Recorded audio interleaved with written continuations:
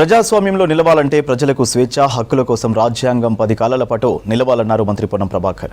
సామాజిక న్యాయానికి సంబంధించి దేశంలో విప్లవాత్మక మార్పులు తెచ్చిన ఘనత అంబేద్కర్, బాబు జగజీవన్ రామ్, జ్యోతి బాపులే లాంటి మహానుభావులకి దక్కిందన్నారు.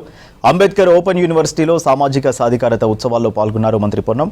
వీసీ ఘంటా చక్రపాణి అక్కడ అంబేద్కర్ విగ్రహానికి పూలమాల వేసి నివాళులర్పించారు మంత్రి. తర్వాత భారత రాజ్యాంగ పీఠికను ప్రొఫెసర్లు విద్యార్థుల చేత ప్రతిజ్ఞ చేయించారు. అంబేద్కర్ పేరు మీద ఉన్న యూనివర్సిటీ స్ఫూర్తి పొందాలన్నారు. భారత పౌరునిగా ప్రతి ఒక్కరికి రాజ్యాంగంపై అవగాహన ఉండాలన్నారు పొన్నం.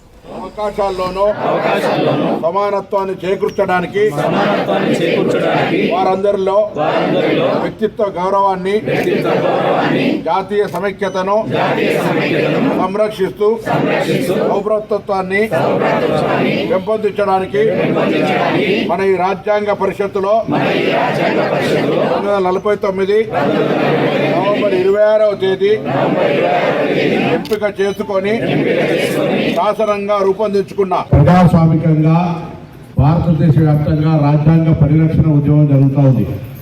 ప్రజాస్వామ్యం నిలవాలంటే ప్రజలు స్వేచ్ఛగా అన్ని రకాల భారత రాజ్యాంగంలో రూపొందించబడినటువంటి అన్ని హక్కులను యథావిధిగా స్వేచ్ఛగా పొందాలంటే భారత రాజ్యాంగం 10 కాలాల పాటు నిలవాలి.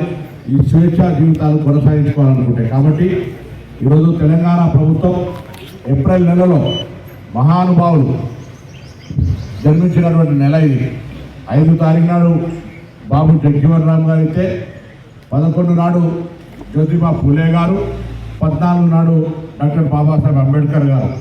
ముగ్గురు కూడా సామాజిక శాస్త్రవేత్తలుగా సామాజిక న్యాయానికి సంబంధించి ఈ యొక్క దేశంలో కొన్ని విప్లవాత్మకమైనటువంటి మార్పులు ప్రజాస్వామికంగా పోరాడి తీసుకొచ్చినటువంటి ముగ్గురు వ్యక్తులకు సంబంధించినటువంటి ఈ వారం 10 రోజుల లోపల మనం సామాజిక సాధికారికత ఉత్సవాలను జరుపుకోవడానికి తెలంగాణ ప్రభుత్వం నిర్ణయించింది. ఈ యూనివర్సిటీ యొక్క స్ఫూర్తిని మొత్తం యావత్ తెలంగాణలో విద్యార్థి లోకానికి సమాజానికి చెప్పే ప్రయత్నం చేస్తూ వారికి సందర్భంగా హృదయపూర్వకంగా అభినందనలు.